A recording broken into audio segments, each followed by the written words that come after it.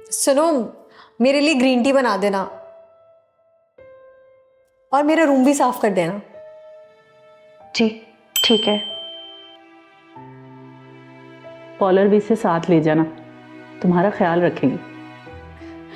बहुत अच्छा किया खाला आपने नौकरानी रखकर। वैसे भी ना बर्तन धोने में मेरी जान जाती है। अरे सिर्फ बर्तन नहीं, घर के सारे काम भी इसी से करवाएंगे। आखिर तनख्वाह किस चीज की दे रहे हैं हम लोग।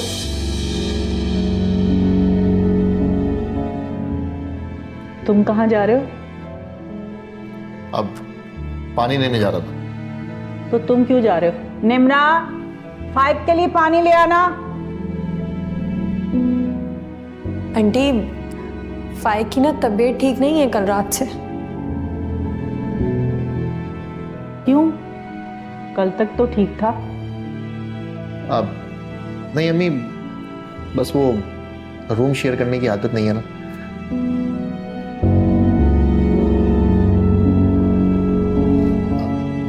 एडजस्ट होने में थोड़ा वक्त तो लगेगा।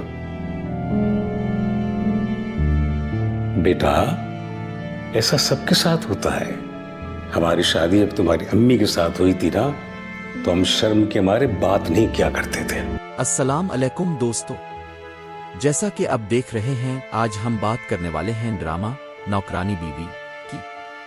अगर आपने अभी तक चैनल सब्सक्राइब नहीं किया तो अभी कर लो, क्योंकि यहाँ आपको मिलती हैं बेस्ट ड्रामा स्टोरीज।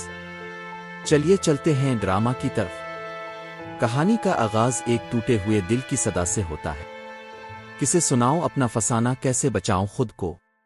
ये आवाज निम्रा की है, वो लड़की जिसका बाप इस दुनिया से चला गया है और जाते जाते इसे तन्हाई के समंदर में छोड़ गया है। निम्रा कहती है, बाबा के जाने के बाद मैं बहुत अकेली हो गई हूं, अब तो ये घर भी मुझ पर तंग हो रहा है। इसके बाप की पेंशन पर उसकी सौतेली मारिफत ने कब्जा कर लिया है। निम्रा को अपनी तालीम का खर्च निकालने के लिए पार्ट टाइम काम करना पड़ रहा है। वो अंदर से टूट चुकी है, लेकिन फिर भी हिम्मत नहीं हार रही। दूसरी तरफ फैयाज की कहानी है। फैयाज का कल निकाह है अनीला से, लेकिन इसका दिल कहीं और है। वो अपने दोस्त से कहता है, यार मुझे अनीला पसंद नहीं है, मैं क्या करूं? मैं इससे शादी नहीं कर सकता। दोस्त इसे समझाता है, फैयाज अब तो फैसला हो चुका है, अब पीछे हटना मर्दानगी नहीं। तुम्हें अपने माँ बाप के फैसले का एहतराम करना होगा, अपनी बहन निशा की खातिर। फैयाज कहता है, क्या जबरदस्ती के रिश्तों को निभाना मर्दानगी है? मैंने फैसला कर लिया है, मैं अनीला से शादी नहीं करूंगा। वो तो नबील को पसंद करती है। अगर निशा की शादी ना होती तो मैं कब का घर छोड़कर भाग चुका होता। लेकिन तकदीर को कुछ और ही मंजूर था। निम्रा को खबर मिलती है कि इसके बाप की मौत की जिम्मेदार कोई और नहीं बल्कि इसकी सौतेली मारिफत है। वो कहती है, बाबा ने इस औरत का साथ दिया और उसने धोखा दिया। अब इस घर में एक लम्हा भी रहना ठीक नहीं। वो फैयाज को फोन करके रोते हुए कहती है, मेरा दिल बहुत बेचैन हो रहा है। फैयाज फौरन इसके पास पहुंचता है। निम्रा कहती है, मेरे बाप ने सारी जायदाद इसके नाम कर दी है, अब ये रिफत का घर है, मेरा नहीं। मैं कहाँ जाऊं? फैयाज कहता है, तुम मेरे साथ चलो। निम्रा हैरान होती है, कहाँ? फैयाज कहता है, मैं अब तुम्हारी मजीद नहीं सुनूंगा। हम अभी मौलवी साहिब के पास चलेंगे और आज ही निकाह करेंगे। और फिर वही होता है जिसका किसी ने सोचा भी नहीं था। जिस दिन फैयाज की बारात अनीला के घर जाने वाली होती है, वो निम्रा को बीवी बनाकर अपने घर ले आता है। घर में क़यामत आ जाती है।